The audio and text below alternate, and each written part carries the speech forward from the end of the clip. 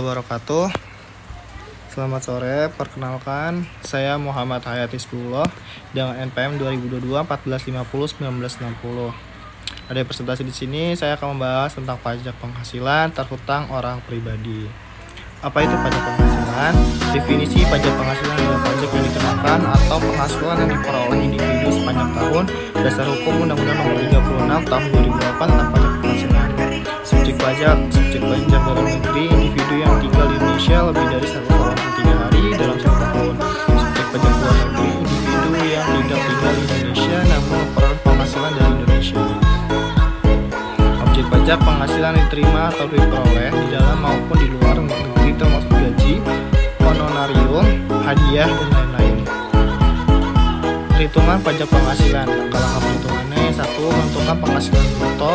Yang kedua, mengurangkan biaya-biaya yang diperolehkan. Yang ketiga, menghitung penghasilan kena pajak atau PKP. Yang keempat, menghitung pajak terhutang berdasarkan tarif pajak. Tarif penghasilan. Tarif pajak progresif. 5% untuk PKP sampai dengan 50 juta, 15% untuk PKP di atas 50 juta sampai dengan 250 juta, 25% untuk PKP di atas 250 juta sampai dengan 500 juta, 30% untuk PKP di atas 500 juta. Contoh kasus perhitungan pajak studi kasus. Contoh sederhana penghitungan pajak penghasilan berdasarkan tarif progresif. Pelaporan pajak SPT tahunan, penghasilan mengenai surat pemberitahuan tahunan SPT, dan cara pelaporan, batas waktu pelaporan, batas waktu pelaporan SPT tahunan bagi pajak orang pribadi adalah 31 Maret setiap tahunnya. Sanksi dan denda. Sanksi administrasi: terlambatan pelaporan untuk pembayaran pajak dapat dikenakan sanksi administrasi berupa denda, dan sanksi pidana yaitu tindakan penghindaran pajak dapat dikenakan sanksi pidana.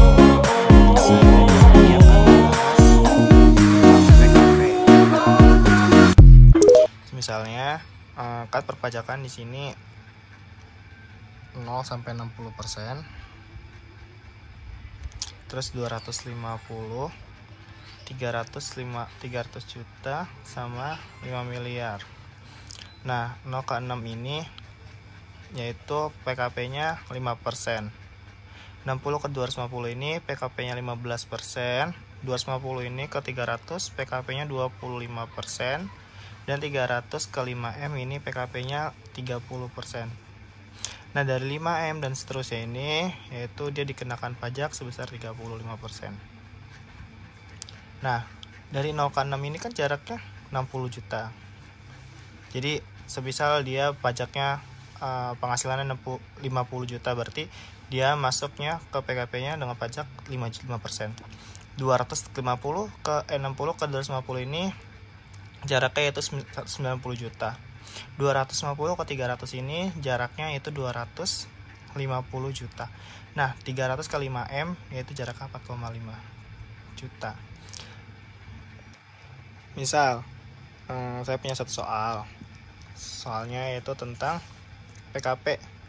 PKP-nya yaitu saya akan membahas tentang PKP di atas 5 miliar. Biar apa? Biar semuanya ini persenan dapat semua.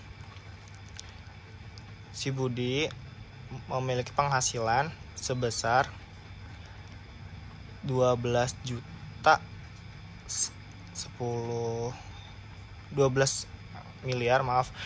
miliar 10 juta 260 rupiah. Berarti dia masuknya ke 35% ya, karena dia di atas 5 miliar. Baik, untuk acara step selanjutnya yaitu kita cari dulu nih PKP-nya yang 60 juta, terus 190 juta, terus 250 juta, 4,5. Kita cari ya. Di sini 60 juta. PKP-nya berapa? 5% ya, 5%. Coba 60 juta dikali 50% hasilnya berapa? Hasilnya yaitu 3 juta. Yang kedua stepnya yaitu berarti 190 ya, dari 60 ke 250 jaraknya 190. Berarti sini 190 juta ya. Nah, PKP-nya berapa? 15%. 190 juta dikali 15% yaitu 28 juta. Sambil dicari ya. Nah, setelah 190 juta, tahap selanjutnya yaitu 250 juta. 250 juta dikali ini berapa? 25% ya. 25% sama dengan 62.500.000. Kalau yang ada selisih mohon dikoreksi ya. Berarti itu tahap selanjutnya 4,5 miliar ya, 4,5 miliar. 4,5 miliar kali 30%. Hasilnya yaitu 1.350.000. Nah, step selanjutnya yaitu ini kalian jumlah dulu. 60 ditambah 150 tambah 250 ditambah 4,5 miliar. Kalau udah ketemu hasilnya, kamu kurangin ini PKP-nya. 12 miliar 10.400.260 rupiah. Maaf ya, tipe mulu bahasanya. Nah, setelah dikurangin yaitu hasilnya 7 miliar 10.400.260 dikali, karena dia udah masuk ke 5M, berarti dikali 35%. Nah, hasilnya adalah 2.453.640,91 rupiah.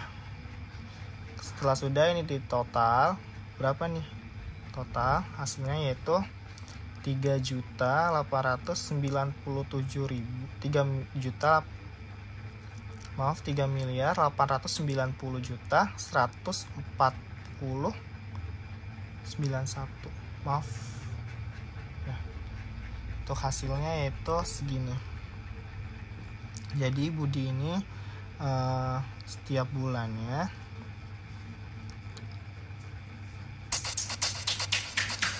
membayar pajak